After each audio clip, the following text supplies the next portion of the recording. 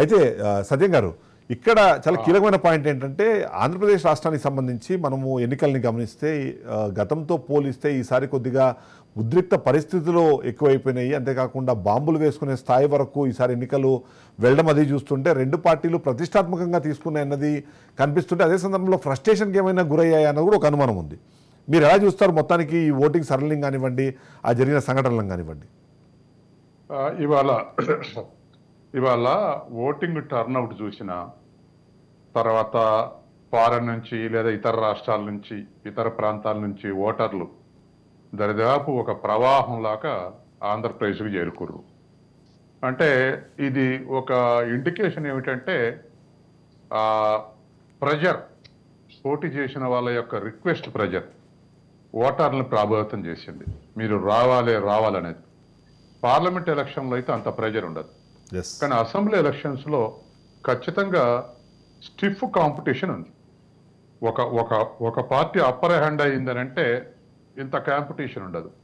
కానీ మూడు పార్టీలు ఒక ఫ్రంట్ పాలించే పార్టీ ఒకవైపు ఉండటంతో ఇవాళ ఈక్వల్ ఫోర్సెస్గా ఇవాళ మార్కెట్లో ఉన్నాయి.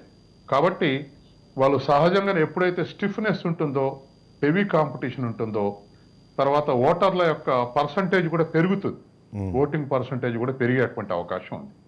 ఎందుకంటే ఖచ్చితంగా 1000-2000 మెజారిటీ అటు ఇటు కావచ్చు అన్నటువంటి నియోజకవర్గాలు ఎక్కువ ఉంటాయి ఇంత కాంపిటీషన్ ఉన్నప్పుడు. సహజంగా అట్లా ఉన్నప్పుడు పోటీ చేసేటువంటి అభ్యర్థులు కానీ వాళ్ళ అనుచరులు కానీ ప్రతి ఓటు మీద కాన్సన్ట్రేట్ చేసే అవకాశం ఉంది. ఆ కాన్సన్ట్రేషన్ కూడా స్నేహం ఆస్పెక్ట్లో ఓటు అడుగుతారు, కులం ఆస్పెక్ట్లో ఓటు అడుగుతారు, తీసుకునేటట్టయితే డబ్బు ఇచ్చి ఓటు అడుగుతారు.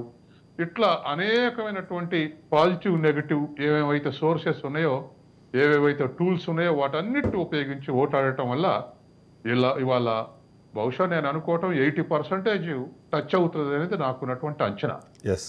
అది నా 5ంటికి తెలిసిన వార్తలు అంటే 4 వరకు పోలింగ్ అయినటువంటిది అయి ఉంటుంది.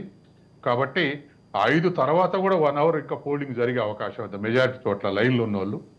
అందుకని బిట్వీన్ 75 to 80% పోలింగ్ అయ్యేటువంటి అవకాశం ఉంది.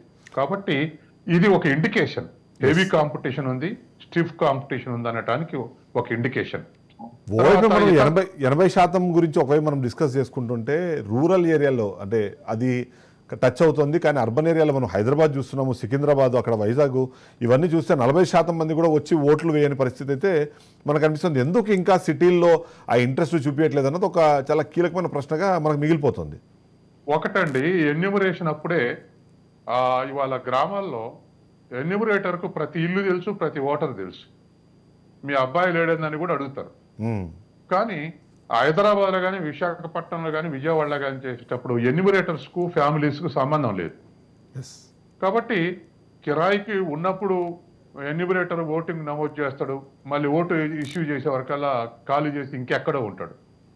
తర్వాత ఊళ్ళో ఒక ఓటు ఉంటుంది, తర్వాత విజయవాడలో ఒక ఓటు ఉంటుంది. ఒకే స్టేట్లో అయితే కొంతమేరకు నయం. కానీ హైదరాబాద్లో ఉన్న వాళ్ళకి హైదరాబాద్లో, ఆంధ్రప్రదేశ్ ఊళ్ళల్లో ఉంటే అది ఫైండ్ అవుట్ చేసే అవకాశం లేదు. ఇంకా అది ఆధార్ కార్డుకు లింక్ చేస్తే తప్ప లేకపోతే అది పరిష్కరించేటువంటి అవకాశం లేదు. కాబట్టి ఇట్లా ఉన్నప్పుడు ఓటర్లు 2 చోట్ల ఉన్నప్పుడు దరిదాపు 20 to 30% అట్లా ఉంటున్నాయి మెట్రోపాలిటన్ సిటీస్కు, రూరల్ ఏరియాస్కు. అవి ఒకటి తగ్గిపోతాయి. రెండోది ఎన్యూమరేషన్ లోపాలు. మూడోది విఐపీస్ వివైపీస్ ఉన్న దగ్గర సాధారణంగా 1000 మందికి ఒక పోలింగ్ బూత్, 1200 మందికి ఒక పోలింగ్ బూత్ పెట్టాలని యావరేజ్ తీసుకుంటారు. తక్కువ ఉంటే అక్కడ కూడా పెట్టవచ్చు. కానీ సిటీస్లో ప్రతి 500కు ఒక పోలింగ్ బూత్ పెట్టాలి. ఎందుకంటే ఐడెంటిఫికేషన్ చాలా ముఖ్యం. తర్వాత దూరం ఉంటే అంత రిస్క్ ఎవరు తీసుకుంటారు అనేటువంటి అవకాశం ఉంది. తర్వాత హై హ్యాండెడ్ బిహేవియర్ కూడా ఉంది ఇవాళ. అంటే ఉన్నత వర్గాలు మనం వేసినా వేయకపోయినా ఒకటే, పోటీ చేసిన వాళ్ళు ఇద్దరు కూడా కరప్టెడే. తర్వాత మనం పనులు చేయించుకోగలం, వీళ్ళకి ఓటు వేసినా రాకున్నా, రేపు ఎవడు గెలిచినా మన ఇంటికి వచ్చిపోవాల్సిందే. ఇటువంటి ఎంత ఒక హై హ్యాండెడ్ బిహేవియర్నెస్ ఉంటుంది. దాంతో వాళ్ళు ఓటింగ్ లో ఇంట్రెస్ట్ చూపెట్టట్లేదు. మొదటి ప్రశ్నలో నేను సగం మీకు ఆన్సర్ నేను చెప్పకుండానే మేబీ కట్ చేసినట్టున్నాను. ఫ్రస్ట్రేషనా లేకపోతే ఏంటి అసలు ఈ గొడవలు ఎందుకు జరుగుతున్నాయి అన్నది చాలా మంది ఒక ప్రశ్న. ఇవాళ కాంపిటీషన్ ఎక్కువ ఉన్నప్పుడు కొట్లాట్లు వస్తాయండి. ఫ్రస్ట్రేషనే కాదు, హెవీనెస్ ఉన్నప్పుడు ఎదుటి వాళ్ళని డామినేట్ చేయాలనుకుంటారు. మీరు అంతేందుకు అసలు ప్రాసెస్ని ఆ డామినేన్స్ కనపడుతుంటది. ఇప్పుడు మెయిన్ క్యాండిడేట్లు ఇద్దరు ఉన్నారు అనుకోండి, ఎన్డీఏ ఫ్రంట్ వైసీపీ క్యాండిడేట్లు, వాళ్ళు కూడా ఎదుటి వాళ్ళ పేరుతోటి నామినేషన్ వేయడానికి ప్రయత్నం చేస్తారు ఓట్లు గెలిచడానికి. తర్వాత ఎదుటి గుర్తుకు నియరెస్ట్ గుర్తున్నటువంటిది తెలంగాణలో కారు గుర్తున్న వాళ్ళకు రోలర్ గాని లేకపోతే ఇటువంటిది చేస్తే నష్టపోయారు. అట్లనే సైకిల్ గుర్తున్న వాళ్ళకు మోటార్ సైకిల్ అలాట్ చేస్తే కూడా నష్టపోయారు. ఇట్లా ఎగ్జాంపుల్స్ దేశవ్యాప్తంగా ఉన్నాయి. కాబట్టి గుర్తును పోలిన గుర్తును రాబట్టడం, పేరును పోలిన పేరుతోటి నామినేషన్ వేయించడం, తర్వాత ఆఖరికి ఒకళ్ళో ఇద్దరు ఇండిపెండెంట్ని వీళ్ళే ఎఫర్ట్ చేసి వాళ్ళకి ఏజెంట్ ఫామ్లు ప్రతి పోలింగ్ బూత్ లో ఇద్దరికి ఏజెంట్లకు ఫామ్స్ ఇస్తారు. అవి తీసుకొని వీళ్ళ క్యాండిడేట్లే పెడతారు. పెట్టి పోలింగ్ బూత్ లో వాళ్ళ పార్టీ తరఫున ఒక్క ఏజెంట్ ఉండాల్సింది 3-4 ఉంటారు. ఇండిపెండెంట్స్ తరఫున ఫామ్స్ కూడా వీళ్ళే నింపి మనుషులు పెట్టుకుంటారు. అంటే పోలింగ్ బూత్ లో డామినేషన్, అకౌంట్ రేపు కౌంటింగ్ లో కూడా అందరికి ఇస్తారు. సో అది ఒక స్ట్రాటజీ లాగా దాన్ని వాడేసుకుంటున్నారు. అక్కడ కూడా డామినెన్స్. ఇటువంటి అన్ని కూడా ఇవాళ ప్రయత్నం చేస్తున్నారు. ఇక లాస్ట్ రిజార్ట్ ఏమిటంటే పోలింగ్ స్టేషన్ లో డామినేట్ చేయడానికి హై-హ్యాండెడ్ బిహేవియర్ తోటి ఒకరినొకరిని తోసులాడటం ఇవి.